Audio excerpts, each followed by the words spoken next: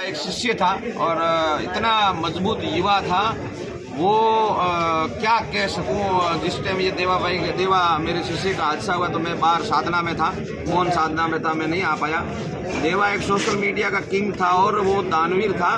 फिर उसमें बाद में देवा जी के साथ हादसा हुआ, ये तो बहुत ही बड़ा निर्दयनीय, बहुत ही बड़ा भयंकर गलत हुआ है। इनका बदला गुर्जर पूरी समाज को लेना चाहिए, शर्म आनी चाहिए पूरी से।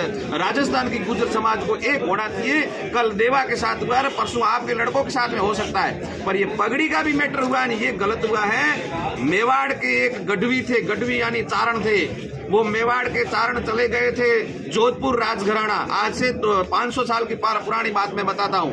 जोधपुर राजघराना रजवाड़ा में गया तो जोधपुर दरबार साहब ने कहा कि गढ़वी साहब, गढ़वी यानी चारण को कहा कि देवी पुत्र चारण आप कहाँ मेवाड़ से आए हो? चित्तौड़ से। तो कहा तो कहा वो चित्तौड़ में और आपके चारणों में ये बात नहीं रही। तो क्या हुआ?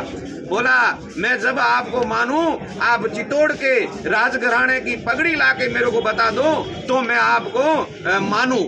तब वो चारण एक बहुत बड़ा गढ़वी राजघराना का चारण था और वो गया महाराणा प्रताप जी के पास और वहां जाके उसने ऐसा एक इतिहास बताया, कवि था, कविता कही तो राणा, मेवाड़ के राणा खुश हो गए और कहा कि गढ़वी आज जो मांगना है वो मांग, मैं तेरे को देने के लिए तैयार हूँ पगड़ी के लिए।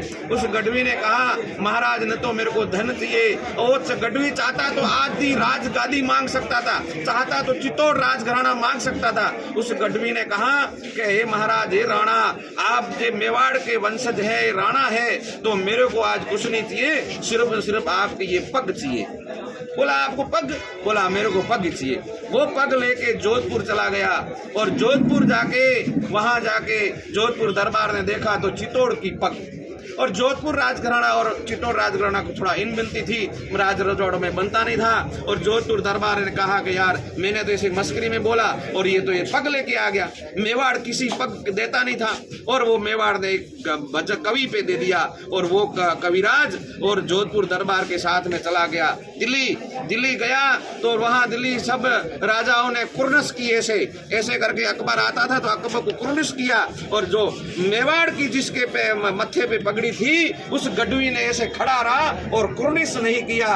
तो जोधपुर दरबार जाके अकबर साहब के आगे हाथ जोड़ा, माफ करना अकबर साहब, ये मेवाड़ के गढ़वी है इसलिए। तो बोला इसने नमन क्यों नहीं किया? बोला ये कुर्निश नहीं कर पाएंगे। क्यों? ये मेवाड़ के राणा की पगड़ी है, ये किसी के आगे नहीं झुकेगी, नहीं आपको कुर्निश करेगी।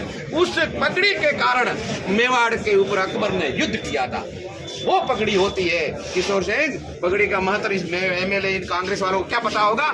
मैं कहता हूं हनुमान बेनीवाल जी को आप इनका सहयोग करें, इनका भरपूर सहयोग करें। और मैं एक सन्यासी होके आप यहाँ के एक आशीर्वाद देकर जाता हूं, ये आवते समय क्या इस बार भी आपके हनुमान जी मुख्यमंत्री बन जाएंगे, ये मैं आशीर्वाद देता हूँ। जितनी मैंने जिंदगी भर साधना की है, सेवा की है, गो सेवा की है, वो सेवा उनको लग जाए और ये मुख्यमंत्री बन जाए और गरीबों का भला हो जाए। जय श्री राम। हनुमान बेनीवाल जिंदाबाद, हनुमान बेनीवाल जिंदाबाद, हनुमान बेनीवाल जिंदाबाद।